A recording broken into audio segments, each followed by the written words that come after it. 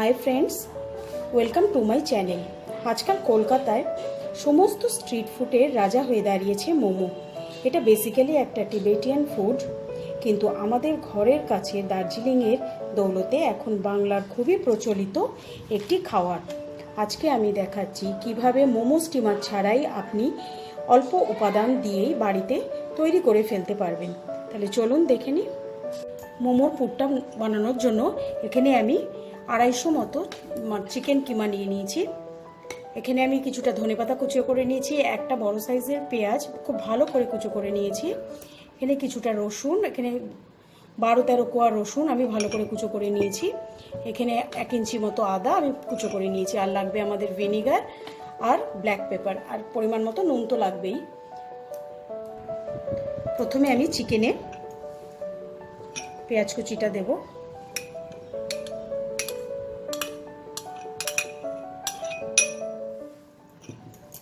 আদা কুচি,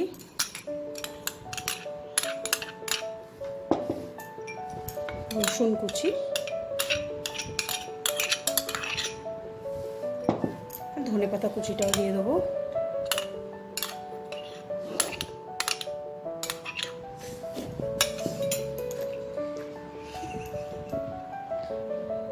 পরিমাণ মতো নুন দেব,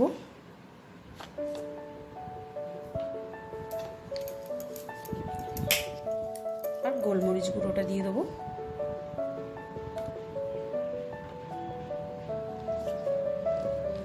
এবার এটাকে আমি ভালো করে মিক্স করে নেব।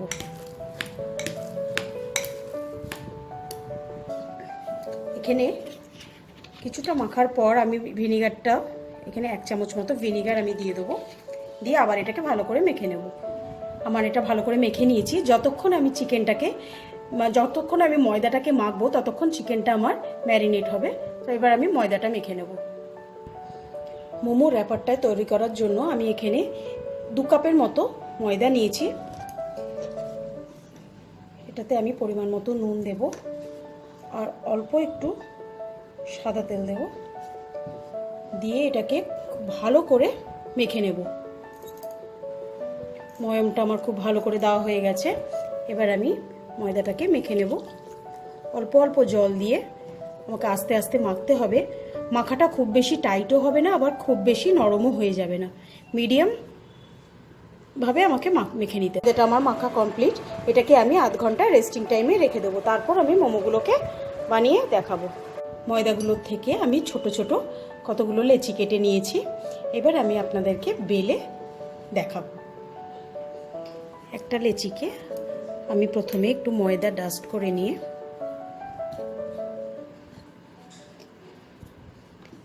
এটাকে খুব পাতলা করে একটু বেলে নিতে হবে।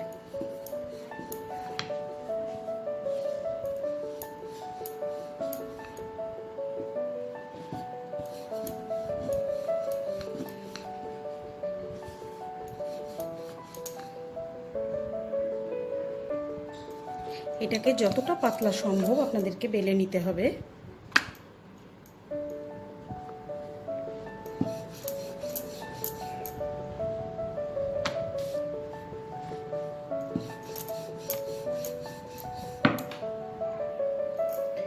এবার আমি এখানে একটা গ্লাস নিয়ে সেম মাপের কিছু কেটে নেব।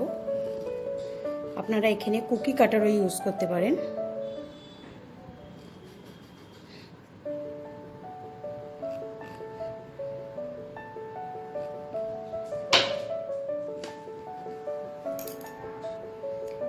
এবার আমি ধার থেকে এগুলো তুলে নেব।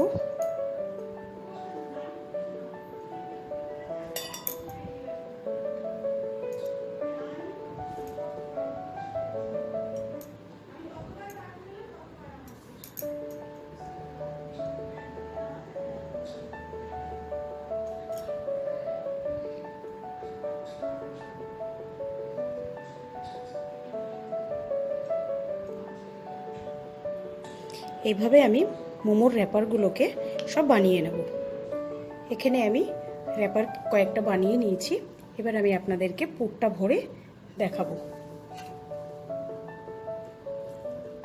খুব বেশি পুর ভরবেন না, যাতে বেরিয়ে যায়। আমি এরকম করে পুরটা ভরে ধারটা একটু জল হাত করে নেব, জল দিয়ে দেবো যাতে ভালোভাবে ধারগুলো লেগে যায়।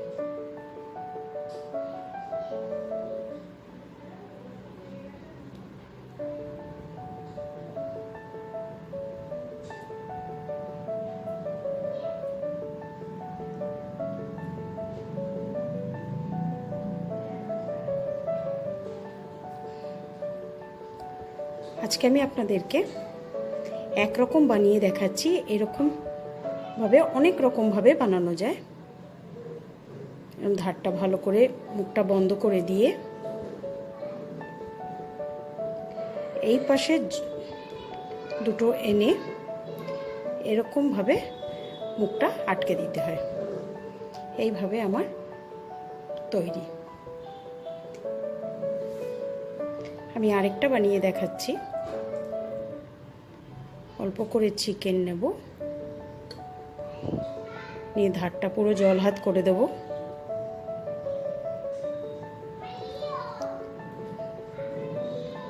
দিয়ে ধারগুলোকে আমি আটকে দেব, ভালো করে হাত দিয়ে দিয়ে চেপে দেব।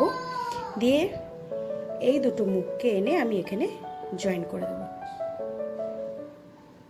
এইভাবে আমি সবগুলো বানিয়ে নেব। আমি কড়াইতে এদিকে একটু জল গরম করতে দিয়েছি, গ্যাসটা আমি সিম করে দেব। আর এখানে আমি এরকম একটা থালা আমি বসিয়ে দেব। বসিয়ে এটাতে আমি কিছুটা অয়েল ব্রাশ করে দেবো। আমি কিছুটা সাদা তেলের মধ্যে দিয়ে দিয়েছি, দিয়ে আমি অয়েলটা ব্রাশ করে দেবো।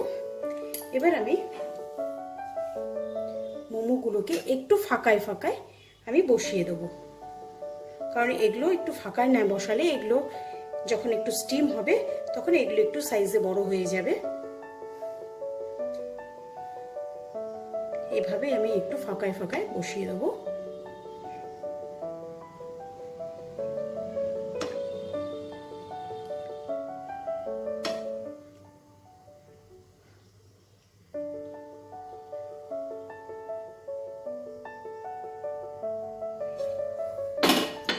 এবার আমি এটা থেকে গ্যাসের ফ্লেমটা আমি এখন হাই করে দিয়ে চাপা ঢাকা দিয়ে দেবো।